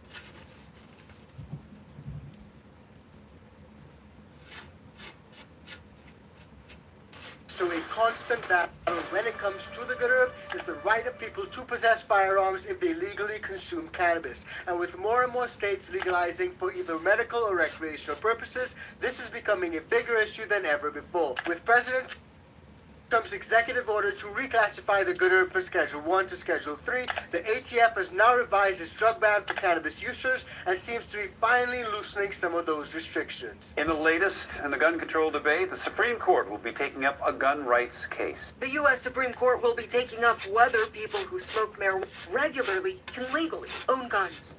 Here's where this case stems from. A Texas man was charged with a felony for allegedly violating the federal guns and drugs law after the FBI found a gun in his house and he acknowledged being a regular marijuana user. An appeals court struck down the ban, interpreting he wasn't found with a gun while actively using. That ruling pointed to a 2022 landmark finding. That decision had also found any restrictions must have strong examples in the nation's history, and a blanket ban wasn't supported. Now, the Trump administration is asking the Supreme Court to review the case and apply a gun ban in this case. The Justice Department argues the federal law is valid when used against regular drug users because they pose a serious public safety risk. This battle raises many questions because, like Minnesota, about half of states have legalized recreational marijuana. Minnesota's Office of Cannabis Management says despite state and federal law discrepancies, ATF clarified that it remains federally illegal to mix marijuana with guns. The Minnesota Gun Owners Caucus sent this statement on the matter that reads, in part, quote, "Early American laws only punished carrying a firearm while intoxicated, not for unarmed use or possession of substances." The Supreme Court's review will decide if that history supports disarming people for cannabis use alone. Now, this is a massive issue and something that a lot of folks are concerned about because as more states legalize, folks may want to get their medical cards, but they're also concerned about having to give up their Second Amendment rights. And it obviously questions whether it's even constitutional to have to do that in the first place. Court will consider whether people who use marijuana can legally own guns. It's a case that legal experts will be watching closely when it likely heads before the justices early next year. Devin Haskins has more. On Monday, the nation's highest court taking a look at firearm possession and drug use. The case before the court centers around a Texas man who was arrested and charged for owning a gun while possessing marijuana and admitting to being a regular pot user. An appeals court threw out the conviction, saying that the ban to own a gun was unconstitutional. I think this will be a very interesting case because, many states, obviously Oregon has very liberal laws on the use of marijuana, but yet it is still illegal. Laura Appelman is a professor of law at Willamette University. Marijuana is an illegal drug federally, despite Oregon law allowing its recreational use. The marijuana is still a Schedule I narcotic, same as cocaine and fentanyl and heroin. The Trump administration favors Second Amendment rights and wants the case reinstated. Government attorneys argued that the ban is a justifiable restriction. The question goes to the broader issue of risk for residents who legally use marijuana and own guns and the likelihood of facing prosecution. Aaron Pelly is an attorney that specializes in cannabis law. I would consider it highly unlikely. Part of that is because it just has to kind of come into the awareness, and I think that, but it's something that every firearm purchaser is aware of. On the federal form to apply for a license, users are asked about drug use. In Multnomah County, on the sheriff's concealed handgun licensing page, it's one of the requirements. But I don't think that the government has a very good case here. I think that they're very, very likely to get this taken out. If the Supreme Court sides with the Justice Department, experts think this could put gun owners that use marijuana at risk. I think what this does, though, is raise the question of what does it mean if you live in a state like Oregon, where it is fully legal by Oregon laws to use marijuana. Now, it's really interesting because some of these states and cities that have really liberal laws when it comes to the gun herb also have really restrictive gun laws. I'm thinking Oregon, California, New York, just to name a few. And that does not necessarily mean that people in those states do not want to protect their families or do not want to use medical herb that grows naturally. Now, since President Trump signed that executive order to reclassify the gun herb from Schedule 1 to Schedule 3, we've been seeing a bunch of these three-letter agencies scrambling. The DEA, the FDA, and now the ATF.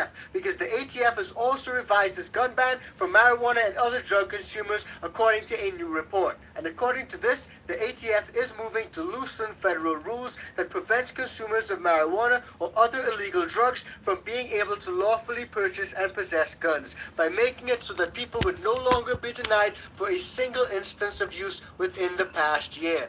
And the White House is touting President Trump's scheduling order as a top win and saying that it's part of the Making America Healthy Again agenda. Now, I do want to dig into the ATF revisions a little bit more, see exactly what it means for firearm owners, and also hear what people across different states have to say about this whole thing. But before we do, just a quick reminder, if you're getting value from this video, please do like, share, and subscribe to the channel. And if you want to support us further, join the ICANN VIP Bean Club or cop some merch from our merch store. And if you happen to be a home gardener, try the ICANN Organics, use the code LEGAL, it works on the bundle and the seeds. All eyes are on the Supreme Court after they agreed to hear a case that will determine whether people who engage with marijuana can own a firearm.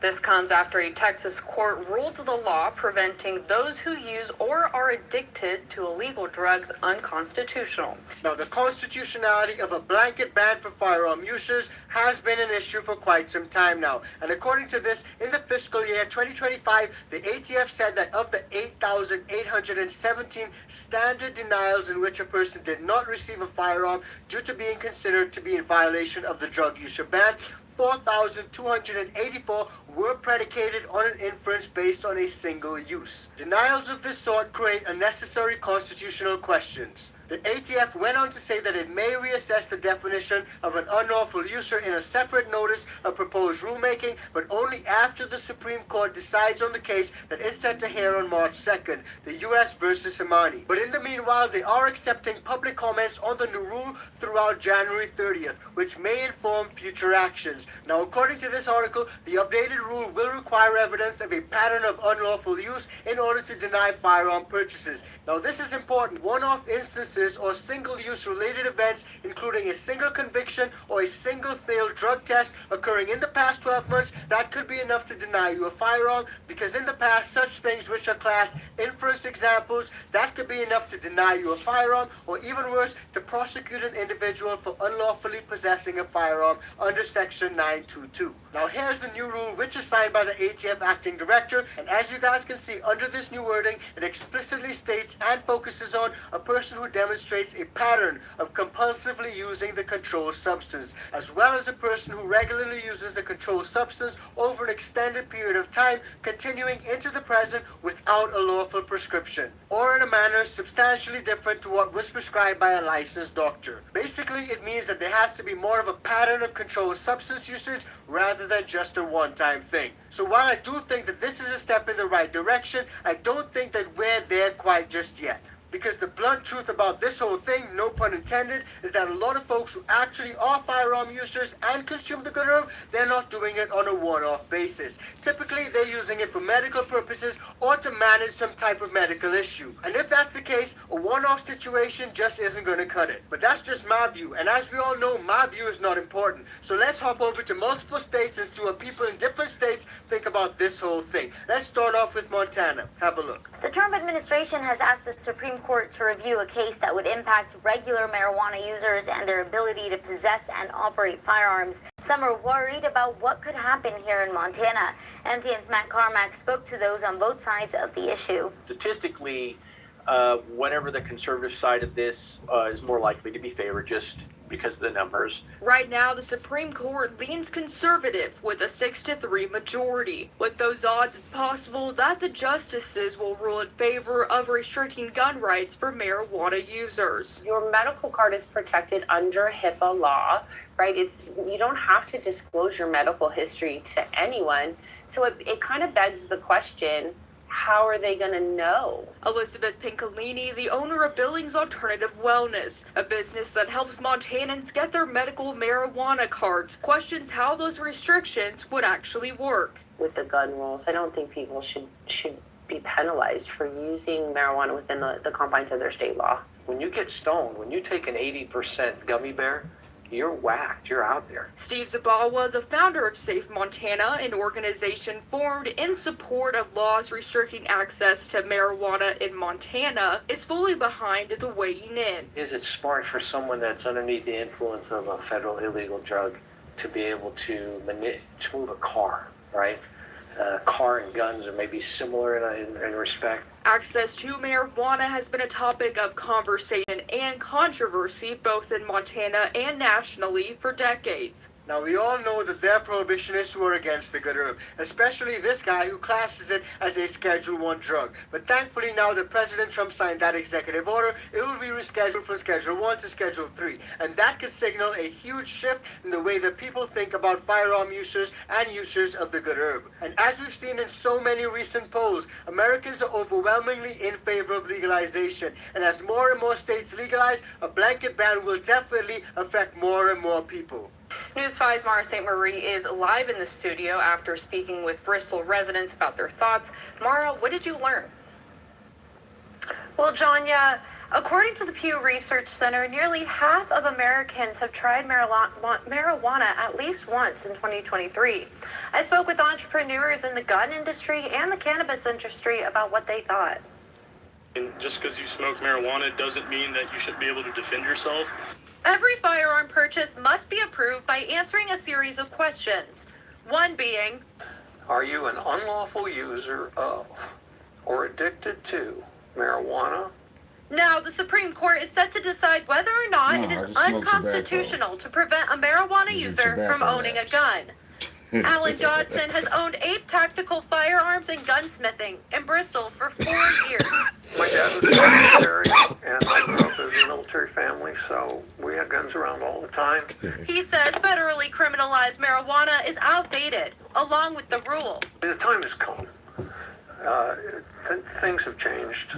You know, when you can drive down through the city of Bristol, Virginia, and see dispensaries for marijuana on the street corners.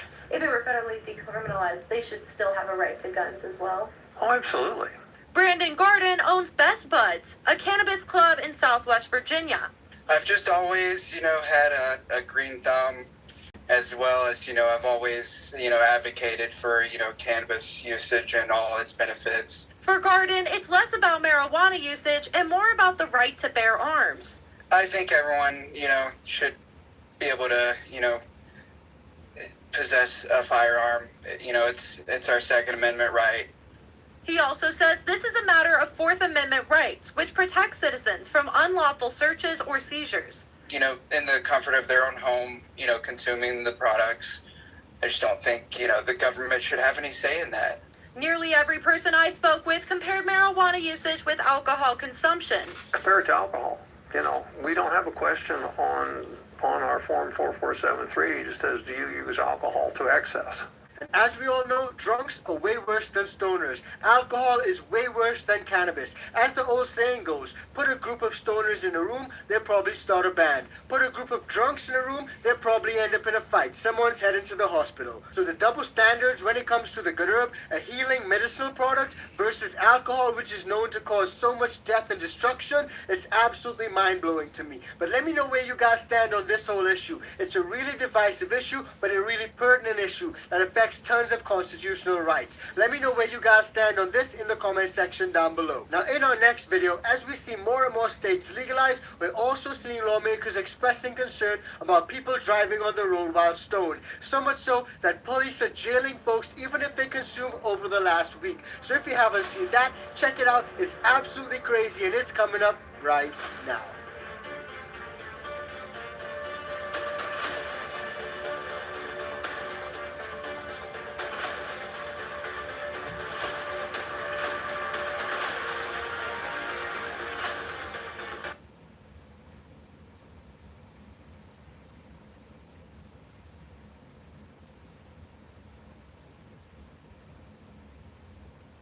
A lot of people use the faucet water for bathing and cooking, and they drink bottled water. Well, that's another scam they pulled on. Like when I was a kid, you'd go to the schoolyard and play football all day. On the way home, you'd run up to somebody's hose. You'd turn it on and everybody would drink out of the hose.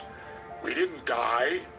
Nobody got sick. We survived. Yet all of a sudden, here came bottled water had to be bottled. And it was a whole thing they did on people. The only pure, clear water you're going to get comes from a bottle. Well, it ain't. They're pumping it out of the ground the same way as they pump anything else out of the ground. They're just putting it into a bottle and selling it to you for more than gasoline.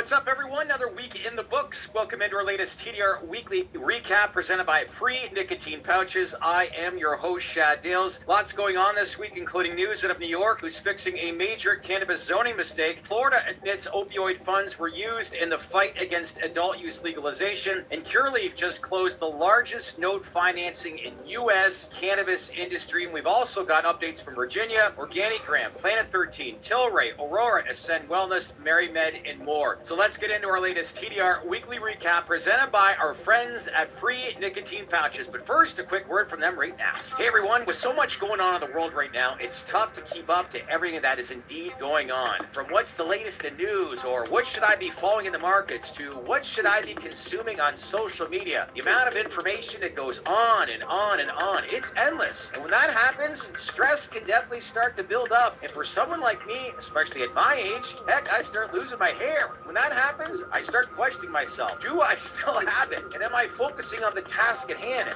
That's why I lean to Free Nicotine Pouches. It keeps me focused. It makes me feel clear with clarity. I have all the confidence in the world like I'm 23 years old again. And I have a head full of hair. Oh yeah, baby. So if you want to own your own edge and stay sharp without lighting anything up, log on to freepouch.com right now and save 20% by using the promo code we know what company he actually owns part of it, right? Next purchase. Freepouch.com. All right, thanks again to our friends over at Free Nicotine Pouches. Let's get into this week's weekly recap. First, beginning with news out of the state of New York. The state just announced that they're going to clean up one of the more awkward regulatory missteps in its young adult use cannabis program, and in the process gave more than 150 licensed dispensaries a second lease on life. So what do I mean by that? Well, Governor Kathy Hochul, she signed a legislation revising how distance is measured between dispensaries and sensitive locations like schools and houses of worship. So here was the issue. The statute originally required 500 feet from schools and 200 feet from houses of worship, measured property line to property line. But regulators were often measuring door to door. So that difference, it didn't surface immediately, and it showed up after licenses were actually issued, leases were signed, stores were built, and doors were open. Then suddenly, more than 150 operators were told they might be out of compliance. Does not make sense. So that's not a minor convenience, that's existential. You think? So Albany, guess what? They fixed it. So the new law formally adopts the door-to-door measurement standard, and more importantly, it grandfathers in existing licensees approved under the prior interpretation. All right, we got some common sense here. So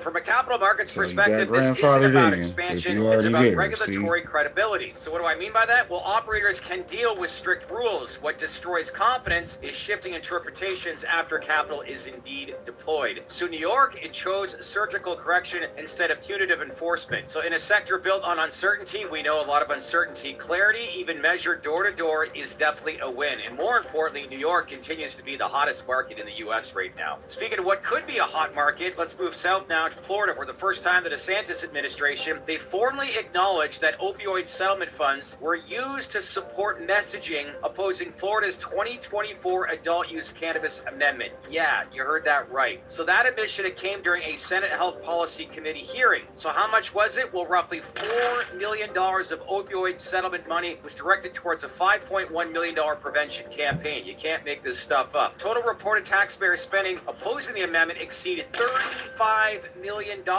So was it money worth well spent? Well, the amendment, as we know, it ultimately failed to reach the 60% threshold required in Florida back in November 24, despite receiving majority support. Ain't that a bitch? Politically, this adds fuel to an already contentious debate. Critics are asking whether funds intended to address addiction were properly deployed in a ballot fight. Legally, that remains to be seen. Man, this is crazy. But strategically, it reinforces something we've talked about on this show repeatedly, and that is cannabis reform is not just a policy discussion, it is a political battlefield. Man, is it a battlefield. And Florida continues to be one of the most combative arenas right now in the entire country. It's getting to be really frustrating in the Sunshine State. But let's look at markets that appear to be going online and moving closer to that. In Virginia, as they inch closer again this week to operational adult use sales. Why? Well, the Appropriations Committee advanced HB 642 in a 16-6 vote. Virginia legalized possession in 2021, but never stood up retail sales. Two previous efforts sales were vetoed. Now, under the amended proposal, it's going to include the following. Adult use sales could begin as early as November 1st. Mark that in your calendar. 6% excise tax plus state sales tax. Delivery permitted. 10 milligram edible cap per serving. Medical operators can convert for a $5 billion fee as well. And importantly, Governor Abigail Spanberger, she supports regulated sales. You hear that, Glenn Youngkin? She supports sales. So this is going to remove a major roadblock. Virginia may finally move from legalization in theory to now legalization in practice. Hooray. It's about time. New market coming online. It looks like later this year. Let's now move to the business side where Curaleaf raised $500 million.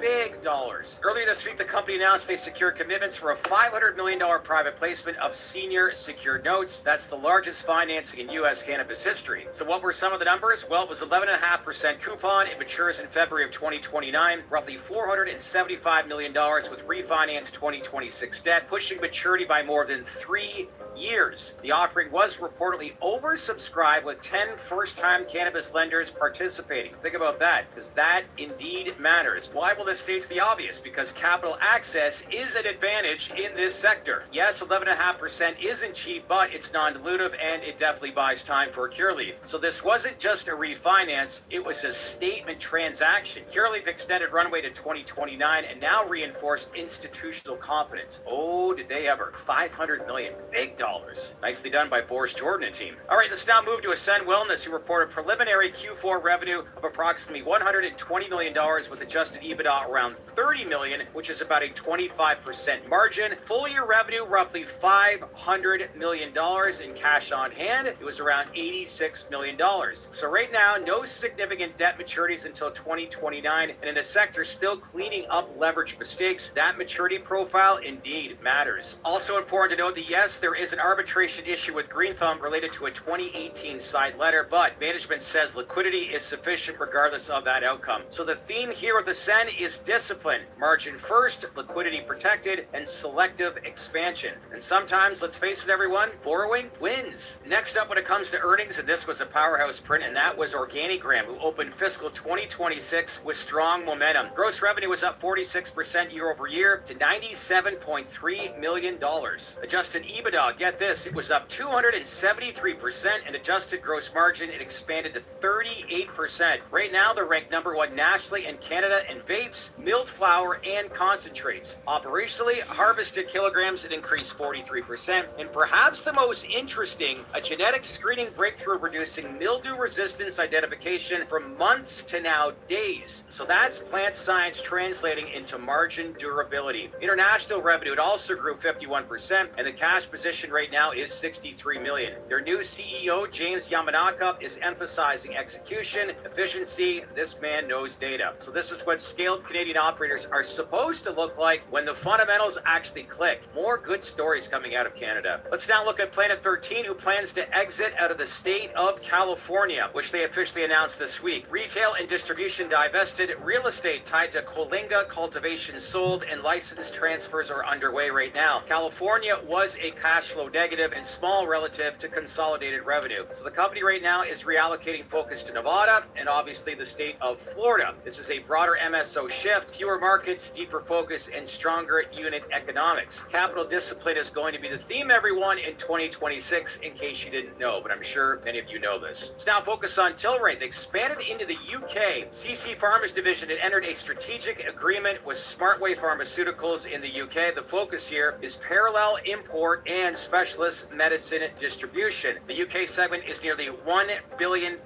in size, so this strengthens Tilray's European infrastructure without building from scratch. And I say the term European loosely. Yes, the UK is not part of Europe, but outside all that, great momentum for Tilray overseas. It's not splashy, it's all about supply chain and scale. And in regulated medical markets, infrastructure is indeed moat. All right, let's now move to another Canadian company making news this week. And again, it's Aurora, who's expanding high THC flower into New Zealand and launching 4 resin vape cartridges in Australia, all manufactured at the EU GMP and TGA GMP certified facilities. So again, medical first strategy for this company here. Man, are they knocking it out of the park. more. High barrier markets, physician oversight, and regulatory durability. Aurora definitely continues leaning in to global medical rather than chasing fragmented adult use growth. Next up is the multi-state operator MaryMed. They're going to report Q4 and full year earnings on March the 11th. Investors are going to need to watch the following: gross margin stability, hemp-derived beverage strategy, same-store sales, and cash flow. So keep your eye on March 11th. Mark that into your calendar for MaryMed. I also want to focus on the big picture here for the industry. If you zoom out this week, it enforces three themes right now, and that is: one, regulatory stability matters more than expansion headlines. Two, you've got capital discipline in separating durable operators from survivors. And three, international medical platforms are becoming long-term moats. So the industry is moving into the stage where it's no longer hype, it's in consolidation mode, that is for sure. And that's often when foundations are definitely built. So that is our latest TDR weekly recap presented from our friends over at Free Nicotine Pouches. Again, if you want to learn more, go on to freepouch.com. That's FREpouch.com. And again, as I said before, I don't smoke, I don't vape. If I want to stay focused, I use these, and I use them in a healthy balance that keeps me focused and really helps me deliver weekly recaps like this. So that's it for this week. Let's get your comments going. What stood out to you this week in cannabis? Love to get your feedback, so leave those comments below. Also, if you want to become a daily baked in newsletter subscriber, then scan this QR code. It's delivered to your inbox weekdays Monday through Friday at 8 a.m. Eastern time. And finally, make sure to like, subscribe,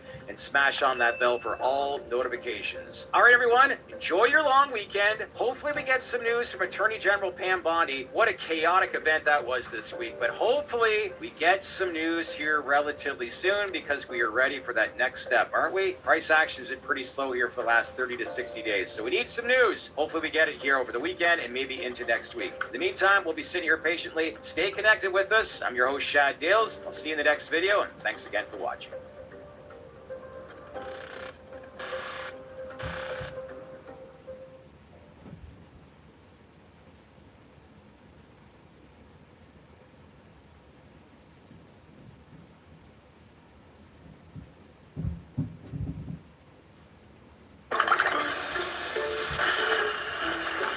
You know what? Let me hit that. Really? I'm certain that you cannot. Come on, I smoked a ton of weed in the 90s. You know, weed has gotten a lot stronger since then. You honestly think it's gotten so much stronger that I just flat out can't handle it? You think I'm such a lightweight that if I take one puff... Vegan, you already took a puff an hour ago. We've had the same conversation 15 times in a row.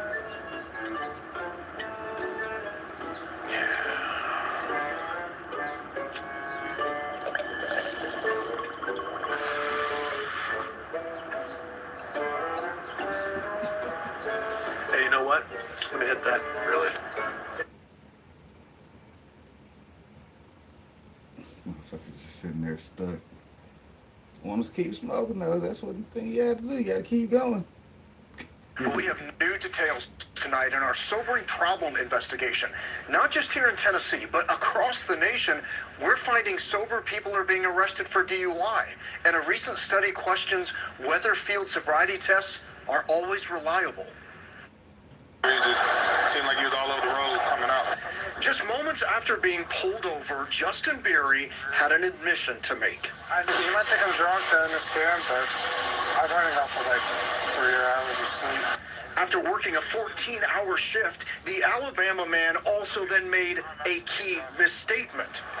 Do you take any medication or anything? I have ADD, so I do. ADD? I should have said autism instead of ADD. I think at the time because I just was afraid to say it. Diagnosed with autism, Beery performed poorly on the field sobriety test. But officers with the Pelham County Police Department in Alabama also note this. No odor of alcohol. The evidence of marijuana use not in plain sight, just based on the results of the test. I'd say we have enough. Enough to arrest Beery for DUI. So at this time, you will be placed under arrest? And when Beery's blood work later came back, it revealed no drugs, no alcohol in his system. I was very angry that this could happen because my wife and I are very both pro-police, but at the same time, you know, our son being arrested for doing nothing. If it all sounds familiar, it's because for the last 3 years, WSMB4 Investigates has been exposing how more than 2,500 Tennesseans have been arrested for DUI, but their blood tests later came back showing no alcohol, no drugs in their system. Barry's case shows it's happening far beyond Tennessee. Take a look. Using lawsuits, police, and news reports, WSMB4 Investigates found sober people in all these states saying they were arrested for DUI, including in Hawaii.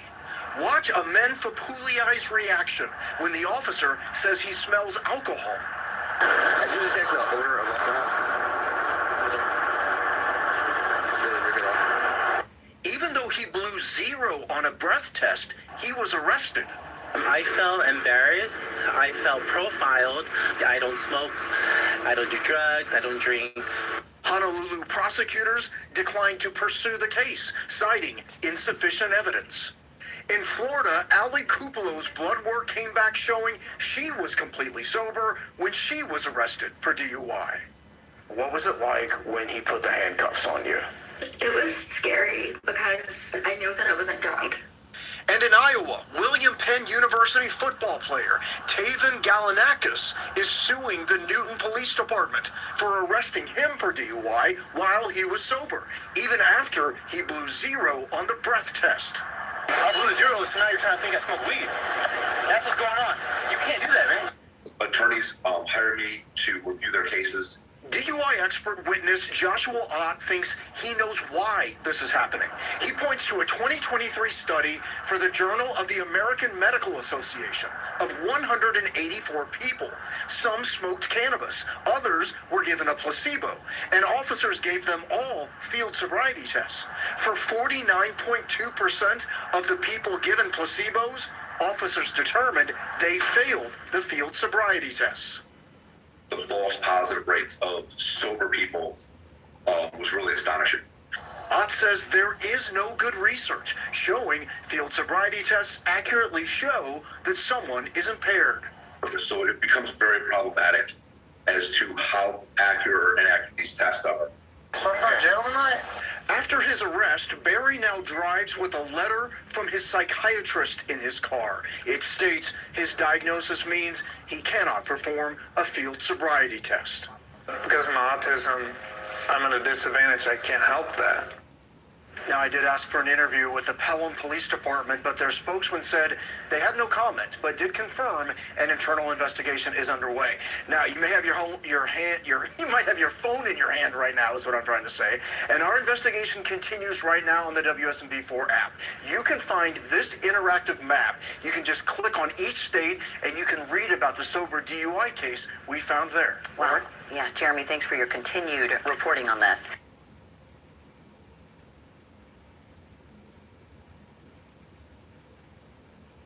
I smoke weed when I was like 15. That was it. Other than that, I ain't know no drugs. Like drinking, I don't do none of that. I don't want no Miley, I don't want no perk, I don't want no syrup, I don't want no cigarette, I don't want no black and mail, I don't want no heroin, I don't want no shrooms. How do you not get the urge to do it? They ain't never been my style. The judge, you say the same thing. Every time you come in, you ain't never tested positive for no dirty. What is you doing that gets you going to even do these type of crimes? The crime is what get me going. Back in the day, my house was getting in trouble, man.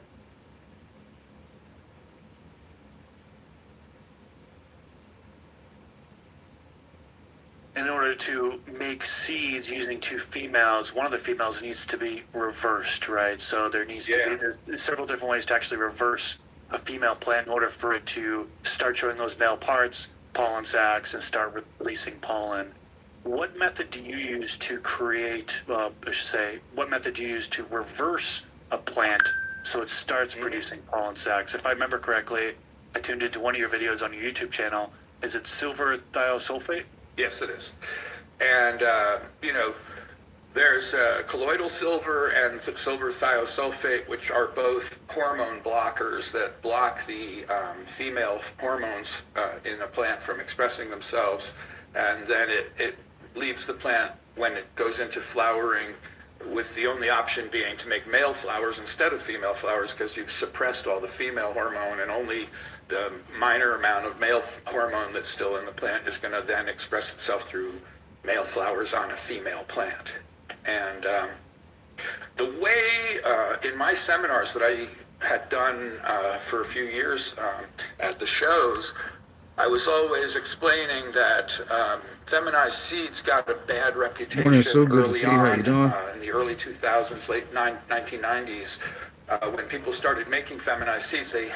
They realized that, now this is a really important point, so I'll take a moment just to really drill down on it, but the reason that you're getting all female seeds, in theory, from crossing the two plants, is that a female doesn't have a Y chromosome, only X's. And to get males, you need X and Y chromosome to make a seed that's going to make a male plant. And so earlier on, the mistake that was being made was that they would stress a female plant to the point of making it throw off male flowers. But all they've really done in that case is discover that that plant is a hermaphrodite, okay? And that is a trait that will be carried on in the genes and the offspring. So what ended up happening was that people would buy what they thought were feminized seeds, and perhaps the lion's share of them may have become female plants when the seeds were grown, but a handful at least, or some percentage of them, were being hermaphrodites. And then a hermaphrodite is like the worst thing, because you think it's female and then it's in flowering with all the other females, and suddenly it starts throwing male flowers and making pollen and ruining the rest of the crop and producing seeds and what should have been a seedless crop. And so that was a major problem, and people would just say, avoid feminized seeds, you're just going to get a bunch of Hermes, okay? And I felt at that time, I felt like, okay, yeah, let's stay away from doing that. And when I created Cinderella 99, it was not feminized. It was just what we call regular seed. Regular meaning these seeds are probably, if you have enough seeds, going to turn out to be 50% male, 50% female. And so that's how I started out. And it took me until like 2015 roughly to start having enough motivation, and motivation from the people that I was selling my seeds to, that they wanted all feminized seeds. And I said, well, I'm a little hesitant about doing it. I don't want to introduce Hermes, when one of my claims to fame on all of my strains up to that point had been that they never Hermy. And that's because I was really careful in choosing the parents to be non-hermaphroditic plants. And so when I looked into making feminized seeds, I said, I got to do this right. I can't have that same issue that was causing problems with other breeders where they're making Hermes. And so I did some research. You know, the internet was alive and strong at that point, and I could drill down and look at medical journals and scientific journals and so on. And what I did was I researched hermaphroditism. And I found that it's caused not by a chromosomal source. The problem didn't come from the chromosomes. It comes from hormones. And if it made a light bulb go off in my head, I said, but of course, you know, when even human beings that are trans, you know, that they feel I'm really a male in a female body, or vice versa, how do they shift themselves to that other gender? It's through a hormonal process, right? That they don't go inside and try and change your chromosomes and change you from X or XY to the other. So I said, okay, well, there's what's happening then, is it's a hormonal thing that makes a hermaphrodite. Now, most of the hermaphrodites are discovered because through stress. Most of the time it's a light cycle stress, where the light cycle is changed from long days and short days back and forth, and it confuses the plant, and then it ends up throwing male flowers on a female. And so I said, well, this is what they were doing wrong, is that they were stressing plants and finding a female that under stress would create male flowers, and then they were using the pollen from them to make the seeds, which obviously is going to give you more hermaphrodites. And what they were really thinking, and this is what my original point that I was trying to drive toward, is that by using two females, the female doesn't have a Y chromosome. Therefore, you can't make male seeds. You're going to only have X and X. However, an X and X can still produce a hermaphrodite. Okay, and so there was the problem. And my big discovery was, if you can find a female that doesn't hermaphrodite under any stressful conditions, it would still respond to hormonal treatment. If you hormonally block the female hormone from expressing itself, the plant will grow male flowers on a pure female, not a hermaphrodite. And because what was happening was the stress would induce the hormones in the plant to then freak out and make male flowers. So I would like to find a female that doesn't, under any stressful conditions, create any male flowers. And then I know I've found myself a true female that will not harm me. And then when you find a second one that's a desirable mate for the first one, and they both are proven to be pure female, you can take either one of them and spray them with the silver thiosulfate, which is a chemical block for the female hormone, and it only lets the male hormone express itself. And then you'll get male flowers on a pure female, and then you can cross the two and get 100% female seeds, and that's what I do. And even though I've stood up on stages all over the country in different events and explained this in an hour-long seminar, most people still didn't get it. It went over their head somehow, you know. And it's like when I learned how to, I figured out the Rubik's Cube in 1980 when it first came out, and I started trying to show my friends, and they were like, man, I can't do that, no matter how long you explain it to me. So I've just accepted that sometimes in my life I've got things that I figure out that even if I explain it to somebody, they still don't get it. And so I think it's not that difficult or that hard to understand, but my life has kind of proved otherwise, that many people just don't get it. But that is the key. That is the trick right there, is that you've got to start with plants that are not hermaphroditic and then hormonally induce one of them to produce pollen, cross it to the other one, and you will get 100% pure female seeds. And so that's what I do today. And I love, as I said earlier, the predictability of crossing two females. You really have a much more predictable result. You can see from the qualities of the two parents what the offspring should carry, what they'll be like. And so hopefully that explains that. Yeah, you explained it very well, beginner-friendly manner, in my opinion. And yeah, I get it. It's going to go over some people's heads, I'm sure. We do have a lot of beginners that tune into this podcast, but they should be able to grasp some of it from there. Now, really good information when you mention that if you take a female plant and simply stress it, sure, it's going to show male parts, but if you use that pollen on another plant, a female plant, you pollinate that plant, well, then the likelihood of those seeds being hermaphrodites are very high. And I'm glad you emphasized that, because that practice is still being trained to this day as being a legitimate way to get seeds. I can't understand how anybody could ever have heard the truth and then they still try that method, because it's so obviously wrong.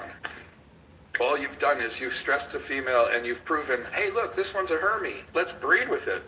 No, don't do that. You want to do exactly the opposite. You want to find the plants that under no circumstances will they ever Hermy, but you can still make them make male flowers by hormonal induction. And so that's what I do. This clip is brought to you by VivoSun. Use discount code MrGrow15 to save on any of their gardening products. Go to the full episode by clicking the outro card here, or click the link in the description section below. Catch you in the next video.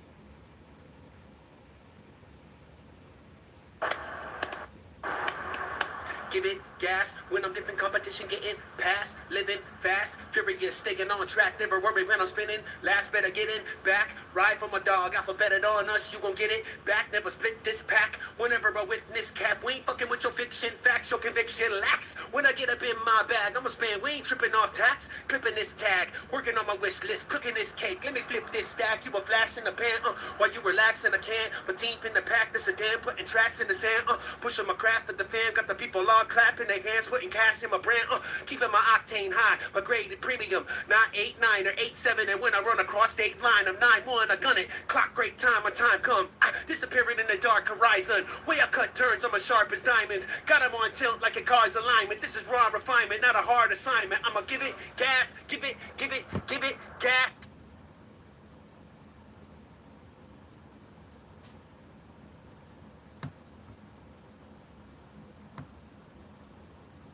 A lot of the old heads, and I don't mean this with no offense, y'all aren't able to.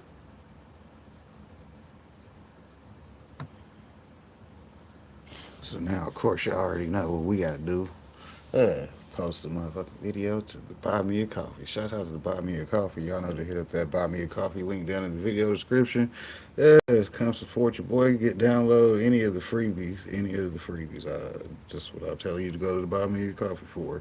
Just download the freebies. We got those over there. Get our freebies up. We need more people downloading the freebies ASAP, as soon as possible.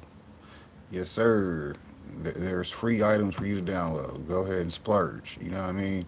If you ain't getting nothing for Valentine's Day, hey, you should go get you some freebies from Popcorn today, right?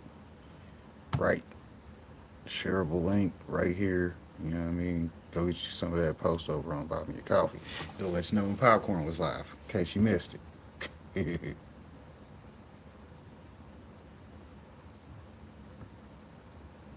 Back to my dashboard. View with my page.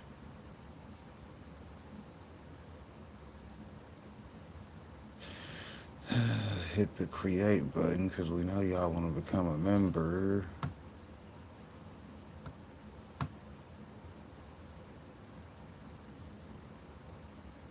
Post.